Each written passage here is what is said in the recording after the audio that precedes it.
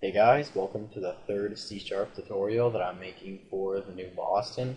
And in this tutorial, I'm going to show you how to have a message box be displayed when you click on a button or hover over it, and a few more events. Alright, so all you're going to need for this tutorial is a button, so just go over to your toolbox and just drag a button onto your form right here.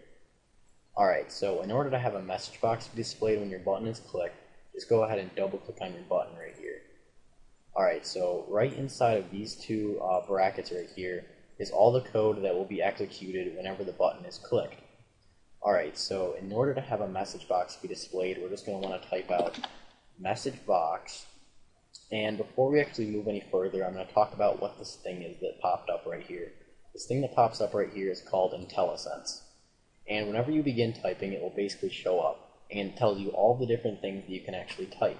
So we want to have a message box be displayed, so we're going to go ahead and hit enter right here, and it will auto type that out for us so that we don't have to type it out ourselves. And if you get really good with this and can program a lot, you'll see or find yourself just typing a few letters and then just hitting enter, and it makes programming and typing much faster. Alright, and now we want to have this message box be shown. So we're just going to press dot and then show. And again, IntelliSense pops up right here, and we didn't even have to do anything. We can just move up and down with our arrow keys and then just hit enter, and it'll auto type out show for us, so we don't have to type that out. Alright, and in order to have this message box be shown, we're just going to want to put two parentheses. And inside of these parentheses is called parameters.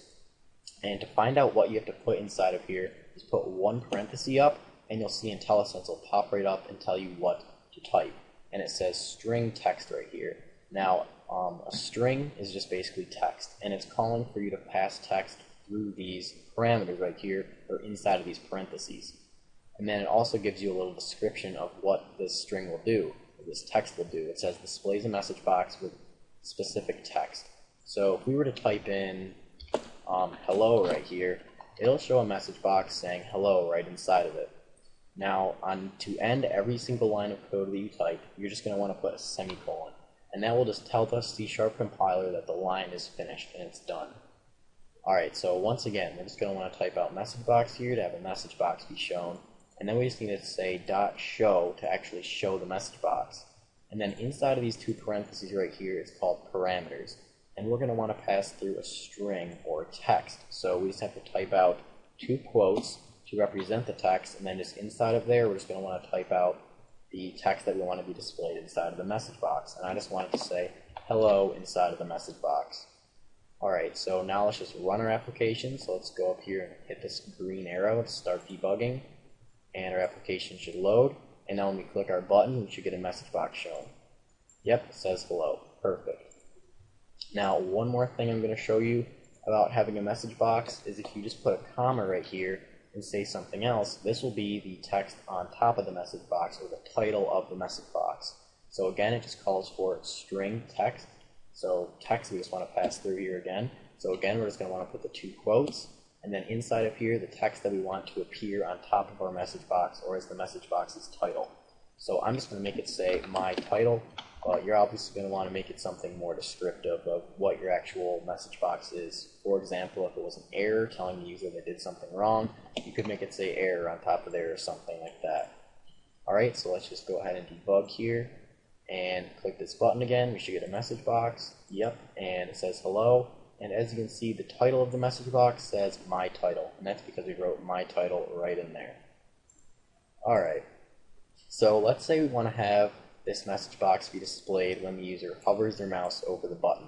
Well, to find more events, you're just going to want to select your button right here, and then go over and hit this little lightning bolt right there, and that is the Events tab. So just go ahead and click that, and then these are all of the events that can occur for your button. So if you wanted the message box to show whenever you hover your mouse over your button, just go down to mouse hover right there, and then just double click on it. But before we do that, you can see right down there, it tells you what this event really is. It says occurs when the mouse remains stationary inside of the control for an amount of time. And a control is just basically anything outside of the form. So this button is a control. So whenever the user basically hovers their mouse over this button, this event will occur. So we're just going to double click on this right here. And now all the code inside of these two brackets will occur whenever the user hovers their mouse over the button. And we're just going to have a message box show, so we're just going to type MessageBox.show, and again we can just hit enter instead of actually typing out the entire word. And we're just going to have this message box say, you are hovering your mouse over the button. Alright, so now let's just go ahead and debug and see if it works. So now when we hover our mouse over the button, we get a message box saying you are hovering your mouse over the button. And again, that's because we selected our control, went over to the events right here, and double-clicked on mouse hover. And then when we did that, it generated this code right here.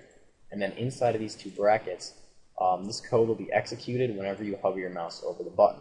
So we just had a message box be displayed telling the user that they were hovering their mouse over the button. But then if we go to click on our button, we should get a message box saying, hello, and the title should say my title. Because remember, whenever the user clicks on the button, we get this message box saying hello, and then the title of the message box is just my title. Alright, so that's pretty much it for this tutorial on displaying message boxes. So, see you guys.